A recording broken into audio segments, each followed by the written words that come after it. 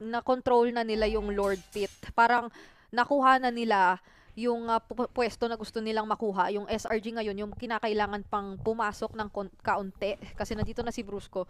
Meron na siyang impormasyon. At Lord na nga ito. So, ganun kabilis yung mga nagiging pangyayari dito. Hindi na natin namamalayan na Lord objective na ang paglalabanan ng dalawang teams. So, sino naman kaya makakakuha ng advantage? Sino ang mauuna sa engage? Okay, si Sikais, hindi nila alam kung saan ayun na, nagpakita na dito si Sikais.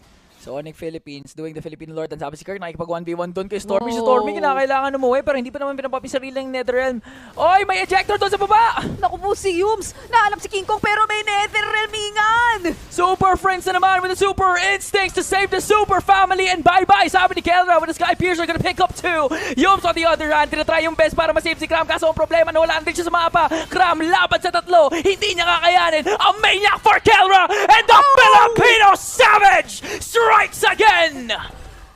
Once again, makakapag-savage ang the world standard!